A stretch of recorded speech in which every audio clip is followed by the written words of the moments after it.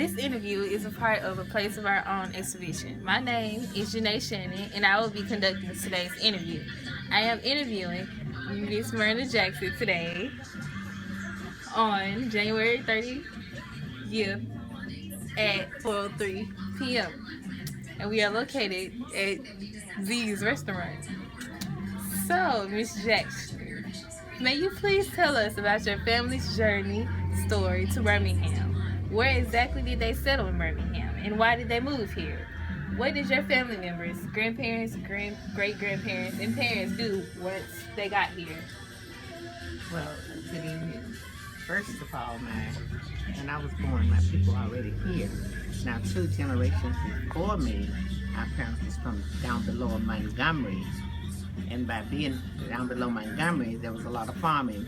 And Birmingham was the goal of each and everybody who wanted to go achieve something. So they moved here before I was born, my ancestors did. But we settled in East Birmingham. It's an area now right before you go into Woodlawn. And that's where we stayed. My dad built the house. And we were 1 block from the school that we attended. And that's where we settled until we married, and some of us went different ways after marriage. But other than that, we were all still located in the East Birmingham area. Okay, so our next question. How did Jim Crow affect your family's life, your life? What do you remember about the Jim Crow era in Birmingham? What family stories have been passed down to you about this era? Oh, Jim Crow was horrible to all blacks, period. The law, it was, some of it was written, some of it was just understood, perhaps. I'm using the right word, as to the acceptance of Jim Crow as a way of life. And Jim Crow affected everybody, but what the enemy did not realize that Jim Crow affected us, but it also affected them. So when you think about mistreatment because of the color of your skin, and laws and rules and regulations that were made simply because of the color of your skin, it was disheartening. Okay, so where were you during the Birmingham campaign of 1963, and how did you participate? In 1963, I was a part of the movement.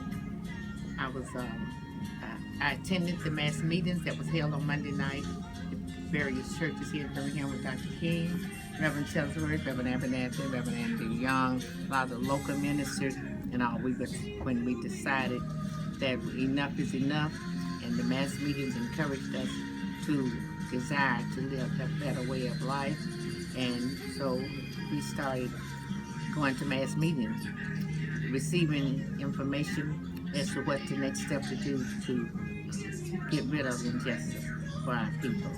And we are proud to say, I'm proud to say, that I was a part of it, and in order to make the world know exactly what was happening here in the city of Birmingham, state of Alabama, and the United States.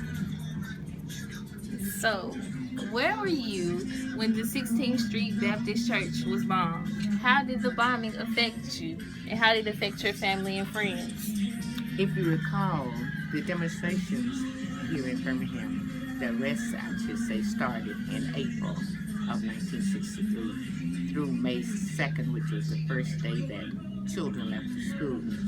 Well, that was what we call D-Day, a C-Day confrontation. Where were you when 16th Street Baptist Church was bombed? How did the bombing affect you? How did it affect your family and friends? On that Sunday morning, I was getting ready for church myself when we heard the sound of in East Birmingham where we live, but there was no knowledge of it until they made the announcement at 11 o'clock service. That's when the news got on. We had just what we thought finalized the demonstration where we took to the street earlier in 1963. And for this to be September the 15th, 1963. We didn't expect anything like that. We thought it was time for negotiation, but we were proven wrong because the bombing of the 16th Street Baptist Church really sparked a nerve in a lot of people because there had been a non-violent, peaceful protest, but that turned it into turmoil. Okay. So, how did 1963 change your life? Give an example of something that was different for you as a result of the movement. In 1963, there were some changes made, but the changes were so gradual, and some of them were not recognizable. In fact, here in 2016, some of us yet not recognizable. But in the long run, as a part of the first of the negotiation, there were a demand for black policemen, black firemen, black salespeople. So those things were gradually being done, but it was done so slowly. But they started to move up, including blacks and politicians running for office and all.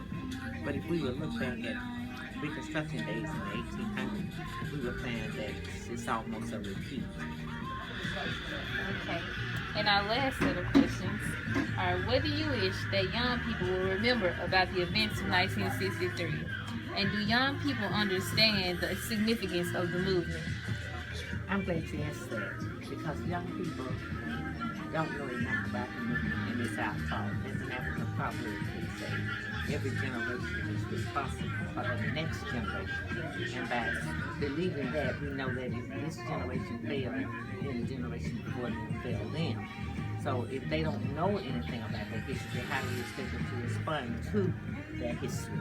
And the violence and the mistreatment that our people had to go through for the young people to be able to do the things they do now and enjoy the things they enjoy now through the sweat, blood, and tears of people back not only in the 60s, 50s, 40s. I like to say even when they brought the first of our people who were slaves, that's when the movement really started. Because that's when people began to feel, because we came from kings and queens, and to be taken away from the motherland, here as slaves, in chains, our children need to know these things so that we're not be repeated, because history is will itself if we don't know it. Okay, well, thank you, Miss Myrna Carter. And that was Miss Myrna Carter Jackson. Thank you for your time. And this is the end of our interview. Thank you. Now play it over, excuse me.